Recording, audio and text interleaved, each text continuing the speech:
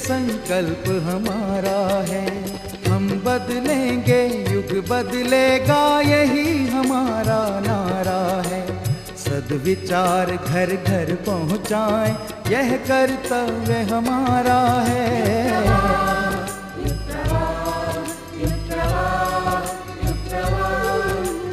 चलो बढ़ें, कुछ अच्छा करने, युग ने हमें पुकारा है। धरती स्वर्ग बनाएंगे, ये शुभ संकल्प हमारा है।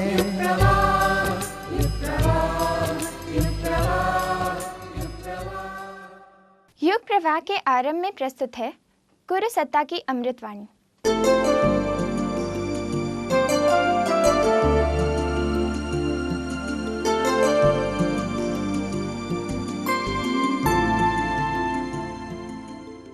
हर सुधारक को, हर संत को, हर ऋषि को कष्ट साध्य जिंदगी जीनी पड़ी है। और हमने ये कहा था कि हम अपने परिजनों को तपाएंगे। हमारे यहाँ टकसाल है, उसमें हम ढालेंगे। क्यों ढालेंगे?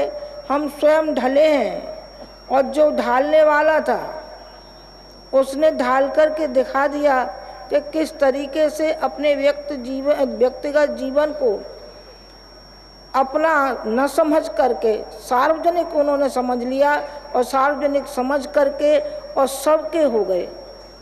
सबकी श्रद्धा उनके प्रति हो गई, और उनका जो भावना और जो प्यार और दुलार था वो सबके प्रति वो एक ऐसा प्यार बन गया कि लाखों की संख्या में लोगों की श्रद्धा मिलती हुई चली गई। इसका क्या कारण है?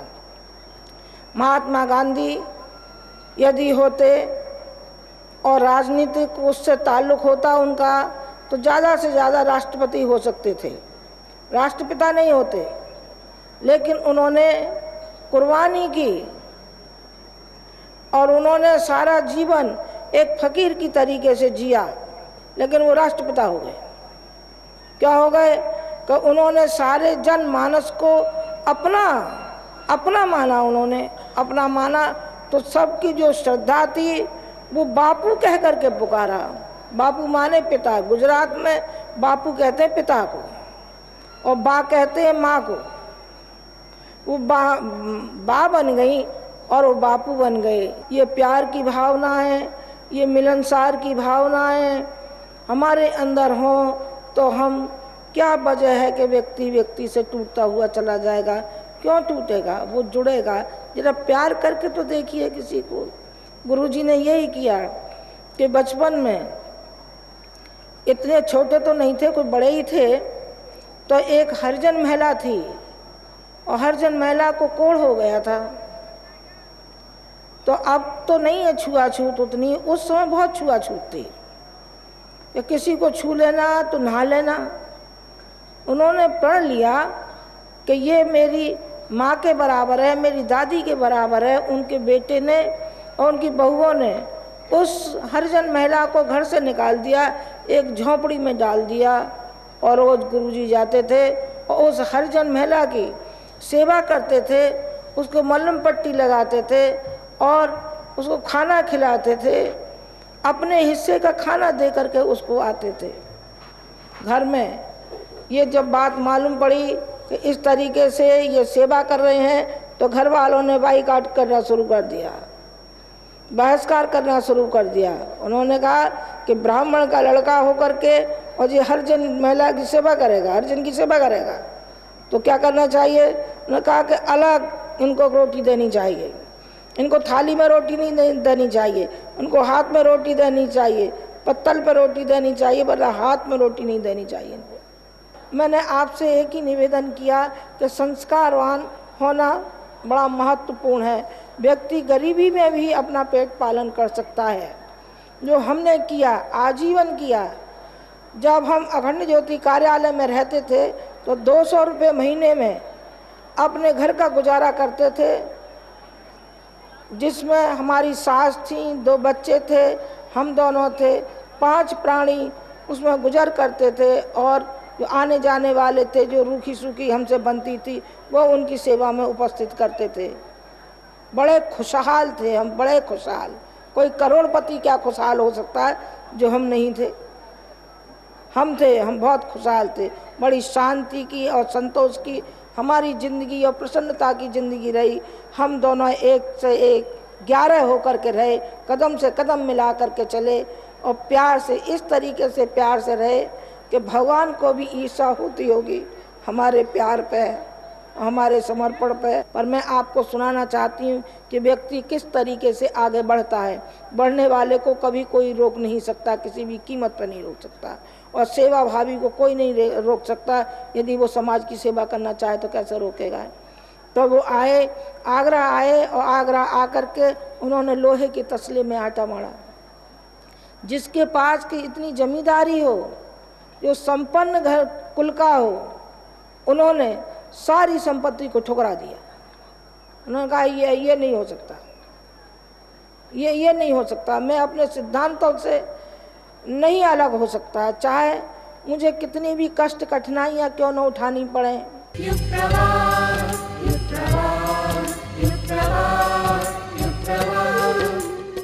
गायत्री परिवार के द्वारा देश विदेश में अनेकों रचनात्मक गतिविधियां चलाई जा रही हैं। असंख्य लोगों ने अब तक उनसे प्रेरणा लेकर सत् प्रवृत्तियों के संवर्धन की ओर कदम बढ़ाए हैं।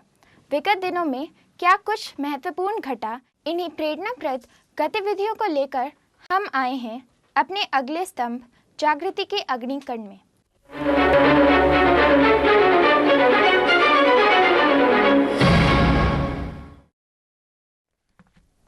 नमस्कार, गायत्री परिवार की गतिविधियों के समाचारों में आपका स्वागत है। देव संस्कृति विश्वविद्यालय के नए सत्र का शुभारंभ ज्ञान दीक्षा समारोह के साथ हुआ। उत्तरांचल के मुख्य सचिव श्री एस.के. दास कार्यक्रम के मुख्य अतिथि थे, जिन्होंने ज्ञान दीक्षा को देश की प्राचीन परंपरा से जोड़ने का सेतु बताया। श्री दास ने आशा व्यक्त की कि इसी तरह प्रदेश के प्रत्येक महाविद्यालय विश्वविद्यालयों में ज्ञान दीक्षा की परंपरा आरंभ हो सकेगी। इस महान देश में कितना सुंदर हमारा संस्कृति है, कितना सुंदर हमारे ट्रेडिशंस हैं, जो हिंदू सभ्यता है, तो इस पर आधारित जो विद्या यहाँ पर दिया जा रहा है, उस पर निश्चित रूप से आप लोग प्राप्त करने के बाद इस देश की महान विशेषताओं को प्रचार करने में और उसको कार्यान्वित करने में आप सफल होंगे, ये मेरा विश्वास है। कुलाधिपति डॉक्टर प्रणब पंड्या जी ने समारोह में वैदिक सूत्रों द्वारा विद्यार्थियों को अपने लक्ष्य के प्रति समर्पित रहने, प्रमाद न करने जैसे संकल्प दिलाए। स्नातकों के लिए निर्धारित आदर्श मर्यादा एवं कार्य योजना के अनुरूप ज्ञान पाने, अब आप लोग बोलेंगे ज्ञान देने की साधना, व्यक्तित्व गढ़ाने की तप साधना हेतु निष्ठापूर्वक दीक्षित होता हूँ। इस समारोह में योग, हॉलिस्टिक हेल्थ मैनेजमेंट, धर्म विज्ञान तथा ग्राम प्रबंधन के पाठ्यक्रम में शामिल होने वाले नए विद्यार्थियों ने ज्ञान दीक्षा ग्रहण की। ब्रह्मवर्चा शोध संस्थान के वैज्ञानिक डॉक्टर ए.के. दत्ता ने ज्ञान दीक्षा की पृष्ठभूमि बताते हुए कहा कि विश्वविद्यालय में सत्र की शुरुआत ज्ञान दीक्षा से इसलिए की जाती है कि विश्वविद्यालय और विद्यार्थी दोनों के ही प्रयास सार्थक रहें। विश्वविद्यालय केवल बीज बो सकता है, लेकिन उसकी देखभाल, उसकी खाद पानी, उसको बढ़ाना और उसको फल फूल से सजाना आपका काम होगा। इस विश्वविद्यालय का प्रयास रहेगा कि आप न केवल शिक्षा पाएं, लेकिन वह दीक्षा भी पाएं, वह विद्या भी पाएं जिसके लिए आज मानवता अकुलाई है। आपको अपने अंदर वो गुण पैदा करना है जो देश के लिए आज वह महती आवश्यकता बन गया है। ज्ञान दीक्षा समारोह में जिलाधिकारी श्री आर.के. सुधांशु, वरिष्ठ पुलिस अधीक्षक Shri Abhinav Kumar, city magistrate Shri V S. Dhanik आदि अनेक गणमान्य नागरिक उपस्थित थे। नए सत्र के शुरुआत के साथ ही पुराने सत्र के सर्टिफिकेट कोर्स के विद्यार्थियों की 25 टोलियां देश के 10 राज्यों में अपनी सेवा देने के लिए निकली। कुलाधिपति डॉक्टर प्रणब पंड्या जी ने कहा कि देश का भविष्य आज के 54 करोड़ युवाओं पर निर्भर करता है। देव संस्कृति विश्वविद्यालय युवा पीढ़ी को संस्कारवान बनाने का प्रयास है। तनाव मुक्ति का एकमात्र तरीका है अध्यात्म को जीवन का अंग बना लें, अध्यात्म विद्या हमारे जीवन में प्रविष्ट हो जाए और हम जीवन साधना सीखें। 24 घंटे अपने ऊपर ऑब्जर्वेशन रखें, अपने टाइम मैनेजमेंट, मॉनिटरी मैनेजमेंट, अर्थ का मैनेजमेंट, समय संयम, अर्थ संयम। हमारे जो विचार हैं, थॉट प्रोसेस, थिंकिंग का, थॉट मैनेजमेंट, और उसके बाद हमारे इंद्रियों का संयम, ये 4 प्रबंधन यदि हम सीख लेंगे तो जीवन जीने की कला हमें आ जाएगी। और जीवन जीना यदि हमें आ गया तो हमें सब कुछ आ जाएगा। वर्ष दर वर्ष नव स्फूर्णा और संकल्प जगाकर युग निर्माण आंदोलन को नई बुलंदी प्रदान करने वाला बसंत पर्व अर्थात परम पूज्य गुरुदेव पंडित श्री राम शर्मा आचार्य जी का आध्यात्मिक जन्म दिवस युग गंगोत्री शांति कुंज में पूरे श्रद्धा और उल्लास के साथ मनाया गया। परंपरागत समारोह के अंतर्गत 23 जनवरी की उषा वेला में देवात्मा हिमालय के समक्ष आयोजित रंगारंग कार्यक्रम से पूर्व आदरणीय शैलजी जी एवं आदरणीय डॉक्टर प्रणब पंड्या जी ने ध्वजारोहण किया। तत्पश्चात गायत्री विद्यापीठ एवं देव संस्कृति विश्वविद्यालय के विद्यार्थियों ने अपनी सांस्कृतिक प्रस्तुतियों से गौरवशाली इतिहास एवं युग निर्माण दायित्वों की याद दिलाई। तत्पश्चात आदरणीय जी डॉक्टर साहब ने सत्संग भवन में आयोजित मुख्य समारोह में पर्व संदेश दिया। इतना बड़ा मिशन जो आज खड़ा है वो परम पूज्य गुरुदेव व माता जी के प्यार का बनाया संसार है। 1926 के बाद जितने भी बसंत गुरुदेव के जीवन में आए वो सब ऐतिहासिक क्रांतिकारी की आए, चाहे वो साधना की पराकाष्ठा रही हो, चाहे सामाजिक जीवन की क्रांति हो, चाहे देश प्रेम की बलवेदी हो। वो प्यार जो उन्होंने बांटा, वो प्यार जो अखंड ज्योति का जलाया था, करुणा का, ममता का, ज्ञान का दिया जो जलाया, वो अनवरत जलता रहा। गुरुदेव कहते रहे, इतनी बड़ी शक्ति, इतनी बड़ी हिम्मत जहाँ से आती है उसका नाम है गायत्री मंत्र। पर्व के इस अवसर पर 22 जनवरी को देव संस्कृति विश्वविद्यालय में विविध सांस्कृतिक कार्यक्रम आयोजित थे। पर्व की पूर्व संध्या पर आदरणीय श्री वीरेश्वर उपाध्याय जी, डॉक्टर ओपी शर्मा जी एवं श्री शरद पार्थी जी ने विशेष संदेश दिया। दीक्षा, यज्ञोपवीत, विवाह एवं अन्य संस्कार हजारों की संख्या में संपन्न हुए। गुरु स्मारक प्रखर प्रज्ञा, सजल श्रद्धा एवं अखंड ज्योति तथा मां गायत्री के मंदिर पर शीश नवाकर लोगों ने सद्बुद्धि, सत्प्रेरणा की भाव भरी याचना की। आज ही के दिन बसंत पर्व 1926 को प्रज्वलित अखंड दीपक के दर्शन एवं पूज्य गुरुदेव एवं परम वंदनीय माता जी के चरण पादुकाओं का प्रणाम पूरे दिन चला। आदरणीय जी एवं डॉक्टर साहब ने श्रद्धालुओं को अपनी मंगल कामना एवं प्रसाद भी वितरित किया। देव संस्कृति विश्वविद्यालय में वसंत पर्व के उपलक्ष्य में कुलाधिपति आदरणीय डॉक्टर प्रणब पंड्या जी ने नए अंतर्राष्ट्रीय भवन के प्रथम तल पर नए कंप्यूटर लैब का उद्घाटन किया। आदरणीय शैलजी जी ने विश्वविद्यालय की नई भूमि पर एक और महिला छात्रावास का शिलान्यास किया, जिसमें 700 छात्राओं के रहने की व्यवस्था होगी। चीन में योग का प्रशिक्षण प्रदान कर रही शीर्ष संस्था बीजिंग मोजी आपू हेल्थ एंड स्पोर्ट्स लिमिटेड के आमंत्रण पर देव संस्कृति विश्वविद्यालय का एक दल चीन गया। देव संस्कृति विश्वविद्यालय के योग संकाय के सुरेश वर्णवाल तथा शैलेंद्र कुमार दुबे का 2 सदस्यीय दल एक सप्ताह के प्रवास के बाद हरिद्वार लौटा। इस संक्षिप्त प्रवास में देव संस्कृति विश्वविद्यालय के प्रतिनिधियों ने चांझो योग संस्थान की 5वीं वर्षगांठ के उपलक्ष्य में आयोजित योग प्रतियोगिता में निर्णायकों की भूमिका निभाई। उन्होंने संस्था को भविष्य में राष्ट्रीय एवं अंतर्राष्ट्रीय स्तर पर प्रदर्शन परक प्रतियोगिताएं आयोजित करने के संदर्भ में नियमावली प्रदान की। देव संस्कृति विश्वविद्यालय के दल ने चांझो संस्थान के कुलपति श्री रामलीन एवं मिस लियू के साथ 1 मासीय तथा त्रैमासिक अल्पावधि के योग पाठ्यक्रम तैयार करने में सहयोग किया। गायत्री शक्तिपीठ सिरमौर रीवा में पिछले दिनों 24 कुंडीय गायत्री महायज्ञ का आयोजन किया गया, जिसकी शुरुआत एक भव्य कलश यात्रा के साथ हुई, जिसमें सैकड़ों की संख्या में बहनों ने भाग लिया।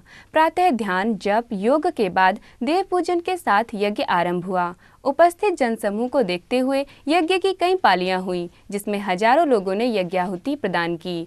यज्ञ के बाद विभिन्न प्रकार के संस्कार भी कराए गए। अंतिम दिन कार्यक्रम का समापन भव्य दीप यज्ञ के साथ किया गया। पिछले दिनों कानपुर के शुक्लागंज गायत्री शक्तिपीठ परिसर में मध्य जोन के आमंत्रित 23 जिलों के परिजनों की कार्यशाला संपन्न हुई। दीप प्रज्वलन के साथ कार्यशाला का उद्घाटन हुआ। डॉक्टर प्रणब पंड्या जी सहित इस अवसर पर शांति कुंज के कई वरिष्ठ कार्यकर्ता उपस्थित थे। कार्यशाला के पहले सत्र में डॉक्टर प्रणब पंड्या जी ने अपनी प्रभावशाली वाणी में उपस्थित कार्यकर्ताओं को इस महान मिशन की गौरव, गरिमा और दायित्वों को याद कराया। मिशन की आधारशिला इतनी मजबूत है कि प्यार की आधारशिला है, प्यार की पृष्ठभूमि पर रखा हुआ मिशन है। गुरुदेव ने कहा, बेटा ये प्यार ही इस मिशन की जान है, इस प्यार के आधार पर ही संगठन खड़ा है। बस अगर हमने इसको समझ लिया, संगठन के मर्म को, संगठन कोई भी चलता है तो प्यार से चलता है, प्यार बांटने से चलता है, आत्मीयता बांटने से चलता है। संगठन डंडे की चोट से नहीं चलता। संगठन ऊपर से मार्शल लॉ लागू करने से नहीं चलता। संगठन आप अपनत्व बांटने से चलता है। एक दूसरे को प्यार बांटिए और प्यार बांट करके आप सामने वाले की समस्याओं को सुनिए। श्री वीरेश्वर उपाध्याय जी ने संविधान की युग धर्म विषय पर बोलते हुए कहा कि प्रतिभाओं को युग की समस्याओं के समाधान के लिए अपने समय का एक अंश देना ही चाहिए। सहयोगी बन करके करोगे तो हो जाओगे। तो समर्थ समयदानियों को जागृत करेगा, लेकिन अगर सहयोगी बन के करेगा तो ही जागृत कर पाएगा।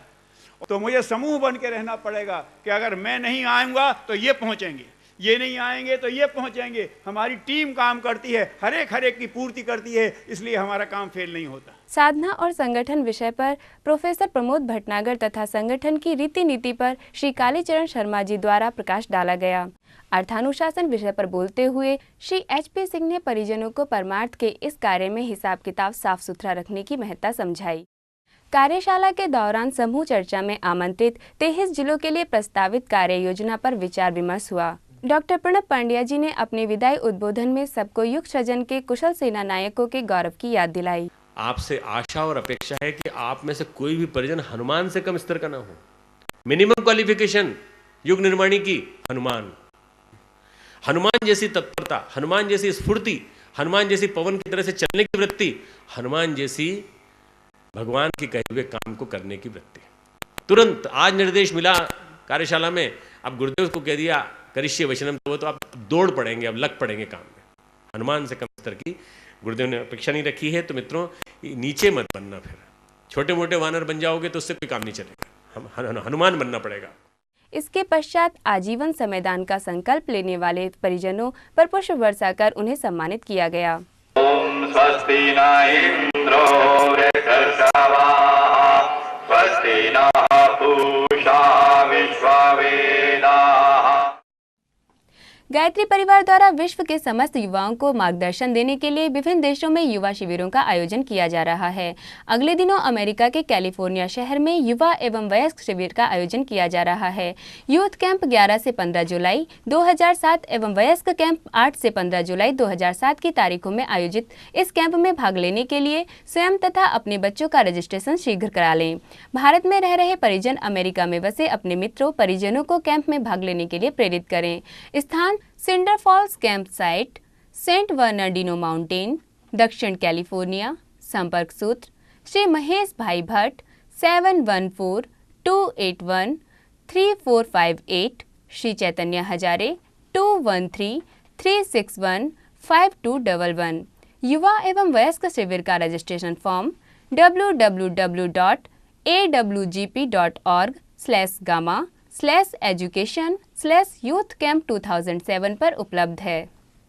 इसी के साथ गायत्री परिवार की गतिविधियों के समाचार समाप्त हुए। नमस्कार।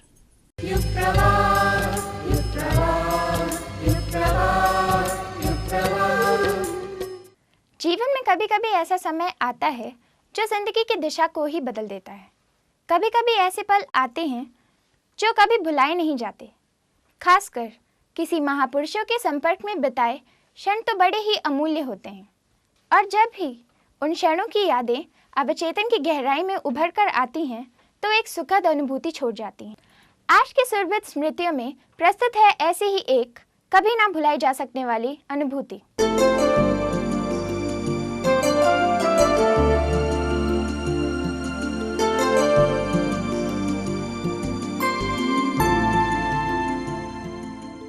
जब गुरुदेव हमारे पुणे आए थे तो हमने वहाँ हवन किया था। वहाँ दूसरे धर्म जाति के भी लोग वहाँ आए हुए थे। उसमें एक जेंटलमैन पारसी थे और एक मुस्लिम थे। तो जब हमारा हवन होने के बाद मैंने उनसे पूछा, भाई आपका कैसे आगमन हुआ? उन्होंने कहा, ये तो हमारे गुरु के गुरु हैं, मैं दर्शनों के लिए हम आज सार्थक हो गए। और एक अली करके गृहस्थ थे, बाद में वो अली बाबा हुए। वो गुरुदेव की उस दिन की हवन सुन करके गायत्री के जप करने लगे और गायत्री के मानने वाले बन गए। इसके बाद मेरे एक भांजा है जो आज से करीब 15 वर्ष पहले ये साइंस है। काम करते करते उस दिन एक बम का ब्लास्ट हुआ, उसमें पूरी बिल्डिंग उड़ गई और ये लड़का पूरी तरह से 70 to 80% जल गया। वहाँ से जब मुझे फ़ोन आया कि इस तरह हो गया है तो वो सिविल हॉस्पिटल में लेकर आए और मैं भी वहाँ पहुँच गया। तो मैंने वहाँ के हेड ऑफ डिपार्टमेंट डॉक्टर को बुलाया तो उसने कहा, देयर आर नो होप्स, तो मैं भी घबरा गया। मैंने अपने एक मित्र डॉक्टरों को KEM हॉस्पिटल में बुलाया और कहा कि भाई इस तरह मेरे बच्चे का हो गया है, आप इनके ज़रा इंतज़ाम करिए, मैं ला रहा हूँ। हम वहाँ पहुँच गए और सारे डॉक्टर वहाँ बैठे थे, तो सब डॉक्टरों ने बड़ा आश्चर्य किया और इमीडिएट ट्रीटमेंट देना चालू किया। और एक दिन क्या हुआ कि बच्चा एकदम घबरा गया, तो मैंने पूछा क्या हुआ, तो बोले नहीं मुझे बहुत डर लगा, बहुत लग रहा, मेरे ऊपर मारने के लिए कोई आया। तो मैंने गुरुदेव की प्रार्थना की और गुरुदेव से प्रार्थना की, हे गुरुदेव किस तरह बच्चे को बचाओ। तो गुरुदेव ने साक्षात मुझे बताया चिंता की ज़रूरत नहीं है, समय बड़ा ख़राब था, मैं यहाँ हूँ। तो मैंने गुरुदेव के पाँव पकड़ लिए और कहा गुरुदेव ये जब तक बच्चा ठीक नहीं होगा आप यहीं रहेंगे। बोले नहीं बिल्कुल चिंता न कर, मैं यहीं पर हूँ। अब ये रूम की तो बात क्या है, पूरे हॉस्पिटल जितना एरिया है मैं यहाँ पर हूँ, यहाँ सबकी रक्षा होगी, कोई किसी का कुछ नहीं बिगड़ेगा, आप चिंता मत कर, बच्चा बिल्कुल अच्छा होकर तेरे घर चला जाएगा। और आश्चर्य की बात है 1-1.5 महीने के बाद जब बच्चा हुआ तो वहाँ के डॉक्टर भी बोलने लगे कि हमने ऐसा आश्चर्यकारक पेशेंट कोई नहीं देखा और इस तरह ये अच्छा होकर जा रहा है। हमारे जीवन में भी ये पहला केस है कि इस तरह का ये पेशेंट अच्छा होकर जा रहा है। इसके बाद 1965 में मुझे भी एक बार अटैक आया था। उस वक्त भी मैंने गुरुदेव की प्रार्थना की। डॉक्टरों ने ये कह दिया कि इसमें से अच्छा होना संभव नहीं है। वहाँ का पूना का बहुत अच्छा बड़ा डॉक्टर था, लेकिन मैं 15 दिन में ठीक होने के बाद बिल्कुल स्वस्थ हूँ आज तक और मुझे कोई तकलीफ़ नहीं है इसके बाद से हुई। एक बार जब गुरुजी पूना आए तो उन्होंने इच्छा प्रकट की कि भाई यहाँ के कुछ विद्वानों से हमें मिलना है। तो उसमें किंजौली शास्त्री जी का जब नाम निकला तो गुरुदेव ने कहा भाई किंजौली शास्त्री जी से हमें मिलना है। तो हमने किंजौली शास्त्री जी से संपर्क किया तो किंजौली शास्त्री जी ने कहा कि भाई मैं तो बहुत बीमार हूँ, उठ भी नहीं सकता हूँ और मुझे इनके दर्शन होने चाहिए। किंजौली शास्त्री जी थे वो गुरु रामदास जी के अनुयायी थे। हमने गुरुदेव से कहा कि वो तो बीमार हैं, आ नहीं पाएंगे। तो गुरुदेव जी ने कहा चलो ठीक है हम चलते हैं। मैं और जब गुरुजी वहाँ पहुँचे वहाँ पर तो किंजौली शास्त्री जी बाहर ही खड़े हुए थे, दरवाजे पर ही इंतज़ार कर रहे थे कि गुरुदेव कब आ रहे हैं। जैसे ही हम वहाँ पहुँचे तो उन्होंने गुरुदेव के चरण स्पर्श किए और गुरुदेव जी ने उनको आलिंगन किया। फिर गुरुदेव किंजौली शास्त्री जी ने मुझसे कहा कि डॉक्टर साहब आपके हम बहुत आभारी हैं कि आपने हमारे गुरुदेव के दर्शन करा दिए।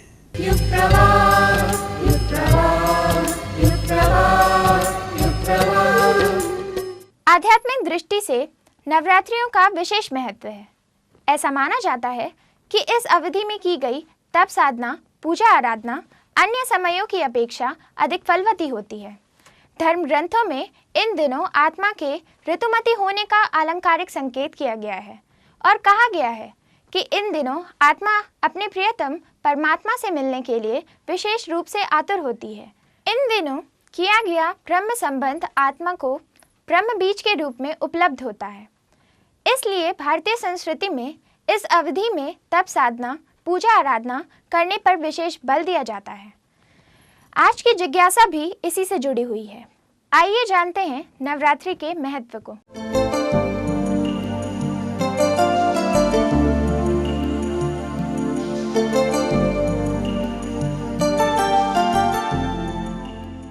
आज हमारे स्टूडियो में संस्कृत के आचार्य, वेद, पुराण, उपनिषद, दर्शन के मर्मज्ञ एवं कर्मकांड विशेषज्ञ पंडित चंद्रभूषण मिश्र जी पधारे हैं। आइए उनसे जानते हैं नवरात्रि साधना के संबंध में कुछ विशेष जानकारी। पंडित जी, पहले आप ये बताएं कि नवरात्रि साधना का महत्व क्या है। नवरात्र का कई दृष्टियों से बड़ा महत्व है। कहा जाता है कि नवरात्र जब से शुरू होता है, चैत्र प्रतिपदा की प्रथम तिथि से, प्रतिपदा से, इसी दिन सृष्टि का शुभारंभ हुआ था। ब्रह्मा जी ने सृष्टि का शुभारंभ इसी तिथि से किया था, इसीलिए इसको आदि तिथि कहते हैं। दूसरी बात इसके लिए कही जाती है कि सबसे पहले जब सृष्टि बनी तो सतयुग का प्राकट्य पहले हुआ और सतयुग में भगवान का जो अवतार हुए, 24 अवतार हुए, उनमें मत्स्य अवतार पहला अवतार हुआ, वो भी आज के ही दिन अवतार हुआ था। और सबसे ज़्यादा जो महत्व इसका है वो इस नवरात्र काल का, क्योंकि नया संवत्सर शुरू होता है तो उस समय साधना उपासना के माध्यम से शक्ति संचय करने का, शक्ति संवर्धन करने का, शक्ति पूजन का एक विशेष क्रम आता है। इसके माध्यम से व्यक्ति जीवन भर ऊर्जावान, स्फूर्तिवान बना रहे, इसके लिए वो शक्ति संचय का प्रयास करता है और इसीलिए नवरात्र काल में विशेष साधना का उपक्रम ऋषियों ने बनाया है कि इस बीच व्यक्ति 9 दिन में इतनी साधना ऊर्जा प्राप्त कर ले कि वर्ष भर वह ऊर्जा उसके लिए काम आती रहे। तो इस दृष्टि से इसका बड़ा महत्व है। पर्व तो हमारे देश में कई मनाए जाते हैं, कई प्रकार से मनाए जाते हैं, लेकिन इन नवरात्रियों को आध्यात्मिक संज्ञा दी गई है या आध्यात्मिकता से ओतप्रोत करके मनाया जाता है, इसके पीछे क्या रहस्य है, क्या इसका अर्थ है? नवरात्र काल में जो साधना की जाती है, कुछ तो इसमें स्वास्थ्य की दृष्टि से भी ऋषियों ने इसको बनाया है। इस समय ऋतु परिवर्तन होता है तो स्वास्थ्य के लिए जागरूक रहने की आवश्यकता पड़ती है। लेकिन सबसे बड़ा जो लाभ है इसमें, जो गायत्री मंत्र का अनुष्ठान मुख्य रूप से किया जाता है, आदि शक्ति की उपासना की जाती है, तो गायत्री मंत्र के अनुष्ठान से सविता शक्ति के संदोहन का ये बड़ा अच्छा उपक्रम है। गायत्री मंत्र के माध्यम से सविता की शक्ति की ऊर्जा हम इसमें विशेष प्राप्त करते हैं। आत्म जागरण, आंतरिक शक्ति के जागरण का यह क्रम है, तो इसलिए ये आध्यात्मिक दृष्टि से ज़्यादा महत्वपूर्ण है। शारीरिक दृष्टि से भी है, मानसिक दृष्टि से भी है, लेकिन वो कम है। आध्यात्मिक दृष्टि से इस पर्व का विशेष महत्व है, क्योंकि इसमें जिस तरह से जप तप आदि किए जाते हैं उसका आध्यात्मिकता के साथ विशेष संबंध है। मिश्र जी, ये नवरात्रि काल में जप तप के ऊपर विशेष जोर क्यों दिया जाता है? इसमें इसलिए विशेष महत्व है कि एक तो ये ऋतु का संधि काल है। जैसे प्रातः सायं की संध्या के समय प्रकृति में विशेष परिवर्तन होता है। जो स्तब्धता प्रकृति की होती है, माना ऐसा जाता है कि वृक्ष वनस्पतियाँ इसी काल में विशेष रूप से ग्रोथ करती हैं, विकास करती हैं। तो इस दृष्टि से जब तब के नियम उपनियम जो बनाए हैं ऋषियों ने, इसी उद्देश्य से बनाए हैं कि जब उसका परिपालन करते हुए, अनुशासन मर्यादा का पालन करते हुए जब कोई कार्य किया जाता है तो वो विशेष लाभदायी होता है। इस समय भी कुछ इस तरह के नियम उपनियम बनाए गए हैं जिसके परिपालन से व्यक्ति इस समय की गई साधना का विशेष लाभ उठा पाता है। साल भर में विशेष रूप से तो 2 नवरात्रि मनाई जाती है, लेकिन कहीं कहीं सुनने में आता है कि 3 प्रकार की नवरात्रियाँ होती हैं, कहीं कोई 4 की चर्चा करते हैं। तो नवरात्रि कितने प्रकार की होती है और उसका महत्व क्या है, कृपया बताएं। वास्तव में ये ऋतुओं का, जैसा भी कहा, ऋतुओं का संधि काल होता है नवरात्रि। तो मोटे तौर पर तो 2 ऋतुएं मानी जाती हैं, एक गर्मी की, एक ठंडक की। तो गर्मी जब बीतने को होती है, ठंडक आने को होती है, अगली ऋतु आने को होती है, तो एक नवरात्र होता है। अब एक नवरात्र जब ठंडक बीतने को होती है, गर्मी आने को होती है, तो होती है। तो ये ठंडक बीत करके जब गर्मी आने की ऋतु का संधिकाल होता है, उसे तो वासंतिक नवरात्र कहते हैं। इस समय जो आने को है वासंतिक नवरात्र। अब जब गर्मी खत्म होती है और ठंडक आने को होती है तो वो शारदीय नवरात्र कहलाती है, आश्विन शुक्ल पक्ष की प्रतिपदा से होता है। लेकिन एक ऋतु चूंकि वर्षा की भी है, वैसे तो वर्षा किसी भी समय हो जाती है, लेकिन वर्षा की बहुलता जिस समय माना जाता है जून जुलाई से उधर, उस समय भी एक संधिकाल माना जाता है। पुरानी शब्दावली में उसको ज्येष्ठ मास कहते हैं। ज्येष्ठ मास के शुक्ल प्रतिपदा से नवमी तक का तो ये तीसरा नवरात्र भी होता है। एक चौथा नवरात्र और भी शास्त्रों में उसका वर्णन आता है, जिसको गुप्त नवरात्र कहते हैं। उसमें विशेष सावधानियां, विशेष साधनाएं लोग करते हैं। वो माघ शुक्ल की प्रतिपदा से नवमी तक का होता है, लेकिन उसका प्रचलन नहीं है। प्रचलन तो मुख्य रूप से 2 नवरात्रियों का है। तीसरी नवरात्रि को कुछ लोग कर पाते हैं, कुछ लोग नहीं कर पाते। तो इस तरह से ये ऋतुओं के संधिकाल को जो नवरात्र कहते हैं, और चूंकि ये ऋतुएं इस तरह से बदलती हैं तो उनके बदलने के बीच में ये नवरात्र का काल आता है 9 दिन का। नवरात्रि साधना में गायत्री साधना की प्रमुखता दी जाती है। सुनने में आता है गायत्री मंत्र का जप करना चाहिए या गायत्री की विधि से ही अनुष्ठान करना चाहिए, ऐसा क्यों? वास्तव में नवरात्र काल शक्ति की उपासना का काल है। तो शक्ति की उपासना की प्रमुखता होने के कारण विशेष करके जो आदि शक्ति हैं उनकी उपासना का विधान ऋषियों ने बनाया है। तो वैसे तो अधिकांश लोगों को अभी ये मान्यता है, अधिकांश लोगों के बीच में, कि शक्ति, आदि शक्ति दुर्गा जी हैं, और ज़्यादातर लोग दुर्गा सप्तशती का, या चूँकि रामनवमी इसके अंत में आता है तो भगवान राम से संबद्ध साधना उपासना आदि भी लोग करते हैं। लेकिन वास्तव में देखा जाए तो ये शक्ति की उपासना, जो आदि शक्ति की उपासना है, वो आदि शक्ति गायत्री ही है। देवी भागवत में ये प्रकरण आया है, मुख्य रूप से 12 स्कंध गायत्री स्कंध है, उसमें आया है, सर्वे शाक्ता द्विजा प्रोक्ता न शैवा न च वैष्णवा। तो जितने द्विज हैं वे सभी शाक्त हैं, शैव और वैष्णव कोई नहीं है। वास्तव में शैव और वैष्णव तो बाद में बनते हैं, पहले शाक्त होते हैं। कैसे शाक्त होते हैं? अगले चरण में ऋषि ने बताया कि आदिशक्ति मुपासंतम गायत्रीम वेद मातरम। चूंकि द्विज का द्विजत्व यज्ञोपवीत संस्कार के साथ होता है और यज्ञोपवीत संस्कार के समय गायत्री मंत्र की ही दीक्षा दी जाती है, तो गायत्री मंत्र की दीक्षा होने के कारण गायत्री ही आदिशक्ति होती हैं। आदिशक्ति वेद माता की उपासना चूंकि वो पहले करता है, इसीलिए वो शाक्त कहलाता है।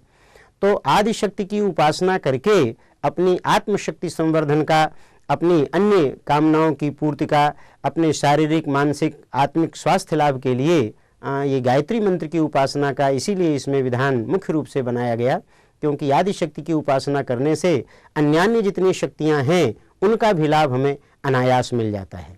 तो क्या ये जो नवदुर्गा की 9 शक्ति धाराएं हैं, ये गायत्री की 9 शक्ति धाराएं हैं?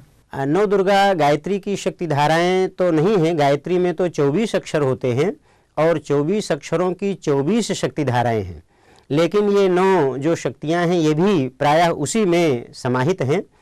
वैसे तो दुर्गा सप्तशती में इन 9 शक्तियों का उल्लेख पाया जाता है। प्रथमम शैलपुत्रीति, द्वितीयम ब्रह्मचारिणी, तृतीयम चंद्रघंटेति, कूष्मांडेति चतुर्थकम, पंचमम स्कंदमात्रेति, षष्ठम कात्यायनीति च, सप्तमम कालरात्रि च, महागौरीति चाष्टमम, नवमम सिद्धिदात्री च, नवदुर्गा प्रकीर्तिता। तो ये जो शैलपुत्री, ब्रह्मचारिणी, स्कंदमाता आदि जो नाम हैं 9 दुर्गाओं के, तो इनका समाहार उन्हीं 24 शक्तियों में हो जाता है जो 24 शक्तियाँ गायत्री की हैं। गायत्री के 24 वर्णों में 24 शक्ति धाराएं समाहित हैं। इसका विस्तृत उल्लेख देवी भागवत के उसी 12 स्कंध में आया है। तो वास्तव में इस समय जो गायत्री उपासना की जाती है उसके माध्यम से दुर्गा की भी उपासना, 9 दुर्गाओं की जो 9 शक्तियां हैं उनका भी समाहार इसमें हो जाता है और उन शक्तियों का भी लाभ तथा इसके अतिरिक्त जो गायत्री के अन्यान्य और शक्ति धाराएं हैं उनका भी लाभ इस समय विशेष रूप से प्राप्त हो जाता है। तो ये गायत्री भी क्या 9 चरणों में विभक्त हैं, और अगर हाँ हैं तो किस प्रकार से, जैसा इसको बताने की कृपा करेंगे? गायत्री मंत्र में वैसे तो 24 वर्ण हैं, 24 अक्षर हैं, लेकिन वैसे देखा जाए तो 9 शब्द हैं उसमें। तत् सवितुर वरेण्यम भर्गो देवस्य धीमहि धियो यो नः प्रचोदयात्।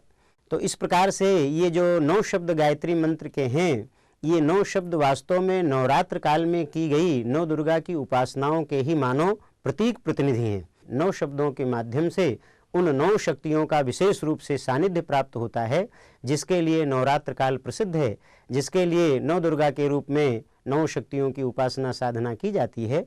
तो इस प्रकार से ये 9 शब्द विशेष महत्व के हैं गायत्री मंत्र के, और गायत्री मंत्र के माध्यम से 9 दुर्गाओं की साधना भली प्रकार से संपन्न हो जाती है। हमारा जीवन नवरात्रि में कैसे हो? नवरात्र साधना का शास्त्रों में चूंकि बहुत महत्व है और नवरात्र के बीच व्यक्ति जो शक्ति ऊर्जा प्राप्त करता है उसका लाभ उसे वर्ष भर तो मिलता है, लेकिन यदि कुछ ऐसा वातावरण वर्ष भर बना रहे तो और ज़्यादा लाभ उसका हो। लेकिन ये संभव तो नहीं है कि नवरात्र काल में जितने तप तितिक्षा का, व्रत उपवास का पालन करता है उतना वो वर्ष भर कर सके। लेकिन यदि कुछ प्रतीक रूप में ऐसे क्रम अपनाए जाएं, जैसे शाम की आरती हो तो सामूहिक आरती हो, शक्ति की आरती सामूहिक हो, कुछ भजन कीर्तन हो, कुछ स्वाध्याय ऐसे ग्रंथों का हो जिसमें शक्ति की उपासना का, शक्ति के जागरण का, शक्ति के संवर्धन का क्रम हो, तो इस तरह से यदि क्रम लगातार बना रहे तो फिर ये वातावरण हमारा लगातार बना रहेगा और जो उपासना काल में जो लाभ मिला था कम से कम पूरे रूप में नहीं तो कम से कम काफ़ी अधिक मात्रा में उसका लाभ हमको मिलता रहेगा और पूरे वर्ष भर हम शक्ति से, ऊर्जा से ओतप्रोत बने रहेंगे, जिससे कि हमारा जीवन बहुत ही अच्छा, बहुत ही संतोषजनक और बहुत ही सुंदर समुन्नत होता जाएगा। नवरात्रि साधना में कई लोग तो बहुत हल्के फुल्के ढंग से पर्वों के रूप में मनाते हैं और कई लोग विशेष कठोर साधना समझ करके नहीं कर पाते हैं। तो इस नवरात्रि साधना में ऐसे कौन कौन से नियम हैं जिनको हम सब पालन कर सकते हैं, करना चाहिए, और एक व्यवहारिक स्वरूप क्या है उसका? अच्छी बात है। नवरात्र काल में जो साधना की जाती है वैसे तो उसका जितना कर ले उसका कुछ न कुछ लाभ तो मिलता है, लेकिन जो उसके लिए अनुशासन बताए गए हैं, उसकी मर्यादाएं बताई गई हैं, उसका यदि भली प्रकार से पालन करके साधना किया जाए, अनुष्ठान किया जाए तो उसका विशेष लाभ मिलता है। दूसरा है ब्रह्मचर्य का पालन।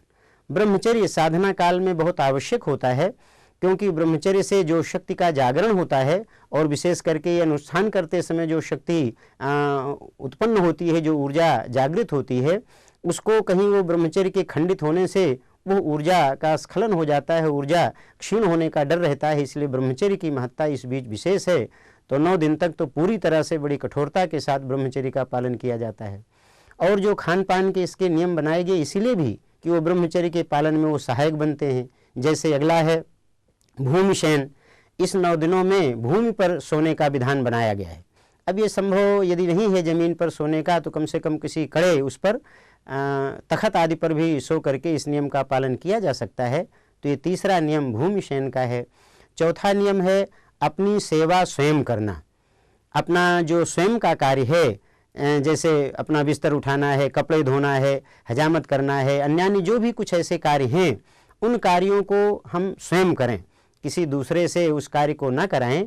क्योंकि जिस समय हम साधना करते हैं उस समय हमें विशेष तप तितिक्षा की आवश्यकता पड़ती है। जब दूसरे की सेवा हम स्वीकार कर लेते हैं तो हमारे पुण्य का अंश फिर उसे प्राप्त हो जाता है। तो इसीलिए इस बनाया गया कि अपनी सेवा हम स्वयं करके आत्म तितिक्षा का पालन करें, तो इससे हमारी शक्ति का विशेष रूप से संचय होता चलेगा। 5वां और अंतिम नियम है चमड़े की वस्तुओं का परित्याग।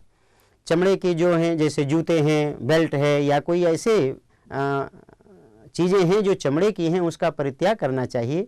क्योंकि चमड़ा क्या है कि वर्तमान में जिस तरह से होता है वो किसी न किसी जीव की हत्या करने के बाद ही प्राप्त होता है, तो उसमें कुछ न कुछ उसके संस्कार जरूर रहते हैं।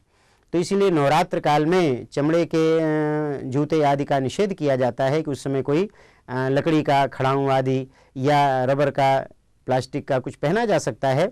और संभव हो तो 9 दिन नंगे पैर रहें। तो नंगे पैर रहने से कुछ न कुछ जो ये एक्यूप्रेशर जैसी पद्धति का क्रम आता है, शरीर के जो हमारे वो कोमल अंग हैं, पैरों के तलवे हैं, वहाँ अपने आप कुछ न कुछ शक्ति का जो दबाव पड़ता है तो शक्ति का जागरण होता चलता है। इस प्रकार जो 5 नियम अनुष्ठान काल के बताए गए हैं, उपवास, ब्रह्मचर्य, भूमि शयन, अपनी सेवा स्वयं करना और चमड़े की वस्तुओं का परित्याग करना, तो इन 5 नियमों का पालन करते हुए यदि जप अनुष्ठान आदि किया जाता है तो जप अनुष्ठान से जो शक्ति का जागरण होता है, जो ऊर्जा प्राप्त होती है, उसको व्यक्ति आत्मसात कर सकता है, कर लेता है और उसका समग्र विकास होता हुआ चला जाता है। उसका शारीरिक, मानसिक, आत्मिक, आध्यात्मिक हर दृष्टि से वो उन्नति के शिखर पर पहुंचता हुआ चला जाता है। और जिस उद्देश्य के लिए व्यक्ति को जीवन मिला है, उस उद्देश्य की प्राप्ति में, जीवन लक्ष्य की प्राप्ति में यह साधना उसके लिए बहुत सहायक सिद्ध होती है। मिश्र जी, आप हमारे स्टूडियो में आए, नवरात्रि के संबंध में बहुत विशेष जानकारी आपने प्रदान की और कैसे नवरात्रि के इस कठोर साधना को व्यवहारिक रूप से हम जी करके अपने जीवन को सफल बना सकते हैं, धन्य बना सकते हैं, ऐसे विशेष जानकारी आपने दी। आपका बहुत बहुत आभार, प्रणाम।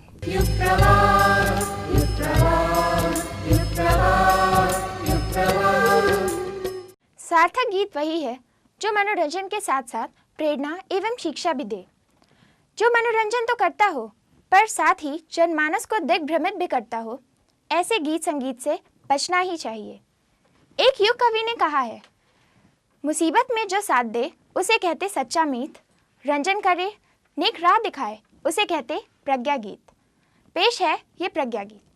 जीवन के देवता को आओ तनिक सवारे, जीवन के देवता को आओ तनिक सवारे। जीवन ही देवता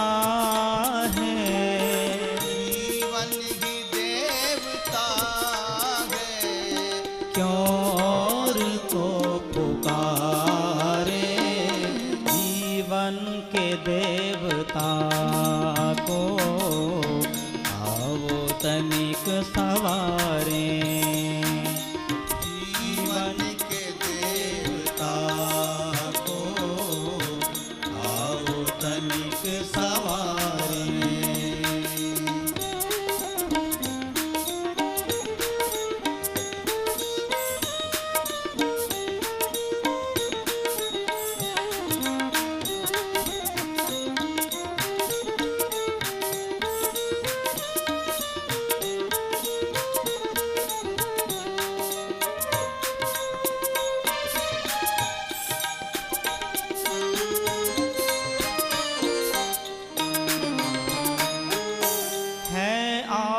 ज्ञान होता अपने को जानने से। है आत्मज्ञान होता अपने को जानने से। जीवन महान बनता अपने को साधने से।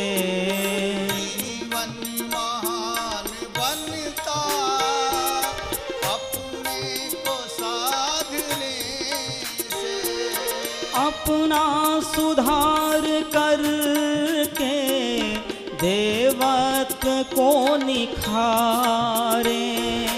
अपना सुधार करके देवत्व को निखारे।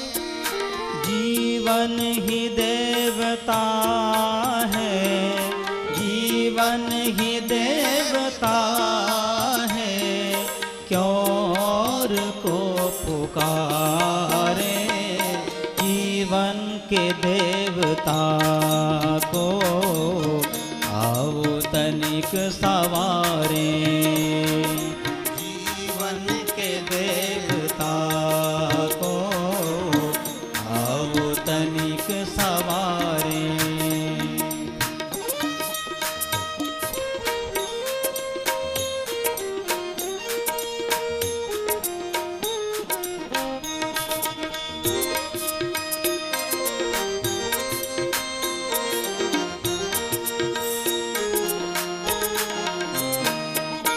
सबसे समीप है यह, जाना नहीं कहीं पर।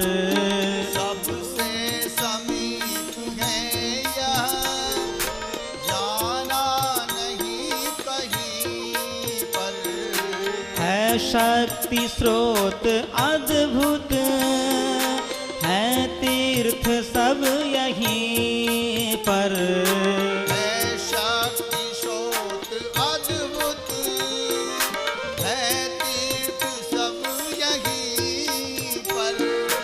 होंगे विराट दर्शन निज रूप को निहारे।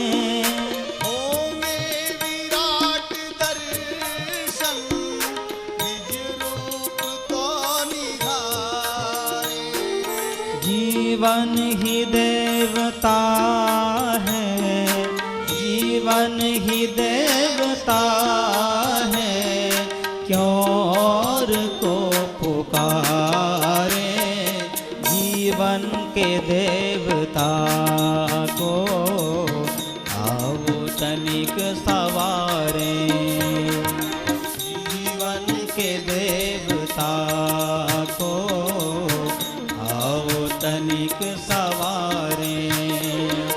जीवन ही देवता है, जीवन